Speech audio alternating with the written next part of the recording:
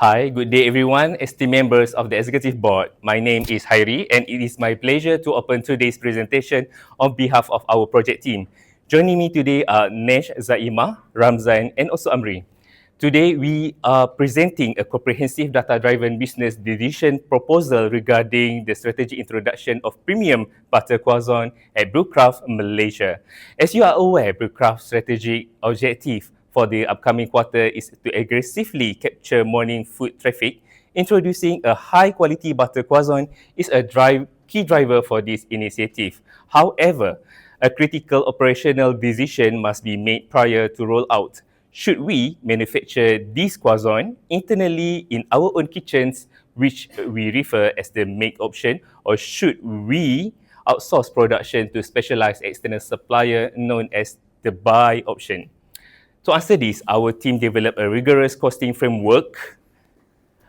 Our primary objective is to formulate a proposal that optimizes BrewCraft production strategy, prioritizing both cost efficiency and strategy alignment. We structured our evaluation into three phases.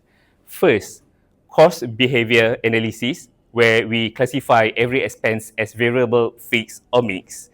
Second, a relevant cost assessment, ensuring we only consider costs that actually impact the decision.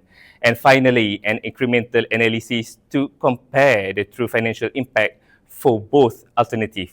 By the end of this presentation, we will provide a clear, economically sound recommendation to support BrewCraft's sustainable growth. I will now pass the floor to Nesh, who will dive into the first phase of our methodology, cost behavior. Over to you, Nesh.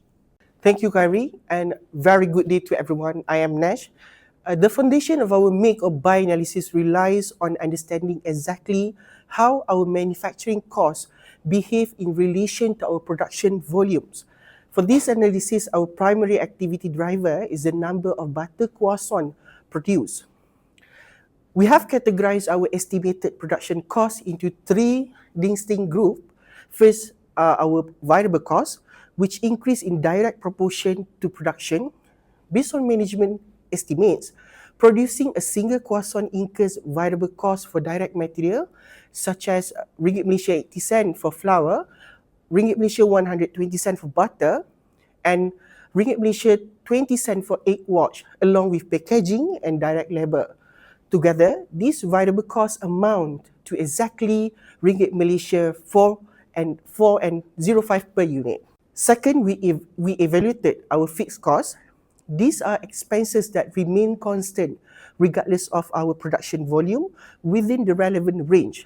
This includes our kitchen rental allocation of 24,000, production supervisor salary, insurance and equipment depreciation, cumulatively totaling 84,000 annually.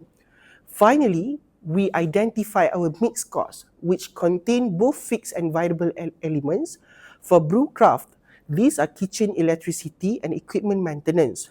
Because mixed costs fluctuate partially with production but also have a base fixed component, we cannot use them in their role for accurate decision making.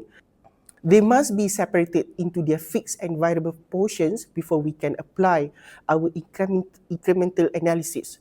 To explain exactly how we separated these mixed costs and determine which costs are relevant to our decision, I will hand the presentation over to Zaima. Thank you. Thank you, Nesh. I am Zaima. So, to isolate the variable and fixed components of our mixed costs, we actually utilize the high-low method. Let's look at our kitchen electricity as an example.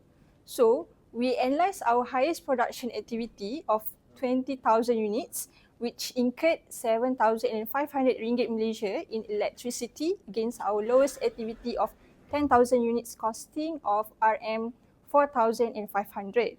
So by dividing the change in costs by the change in activity, we determine that each additional croissant incurs a variable electricity cost of 30 cents. Furthermore, we calculated that the fixed baseline electricity cost is 1,500 per month. With all costs properly classified, we move to the relevant cost framework in a make or buy decision. It is vital that we only include avoidable costs. There are costs that we would be eliminated if we choose to buy externally. Therefore, our analysis strictly includes direct materials, direct labor, variable manufacturing overheads, avoidable supervision costs, and of course, the external supplier's price. Equally important is what we excluded. We remove unavoidable expenses such as kitchen rental, insurance, and equipment depreciations.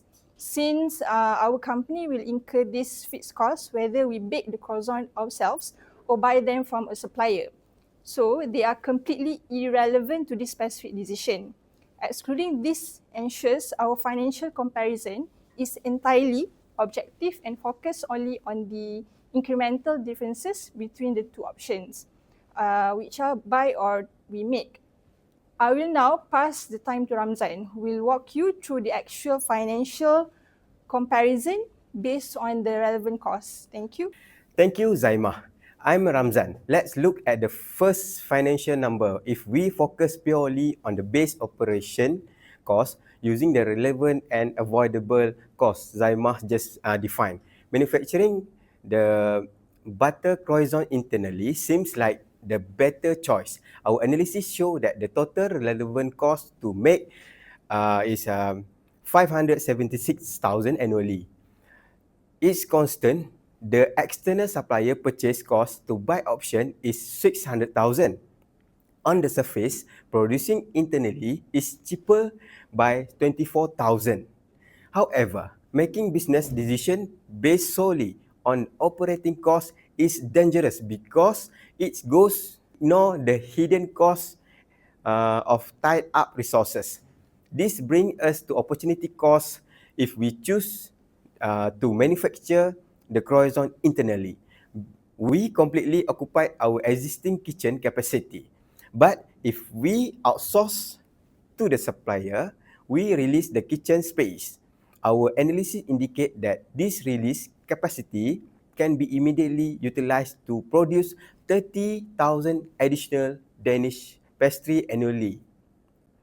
Danish pastries are highly margin item, and producing them will generate an additional contribution margin of 42,000. Therefore, by choosing to make the croissant, we are effectively giving up 42,000 in potential profit. This foregone contribution is the opportunity cost of internal production. When we add this 42,000 opportunity cost to our base manufacturing cost of 576,000, the true total incremental cost of the make option rise significantly to 618,000. Suddenly, buy option at 600,000 is lower by 18,000. To discuss what this means for our final recommendation, I hand it over to Encik Amri. Thank you, Ramzan. I am Amri.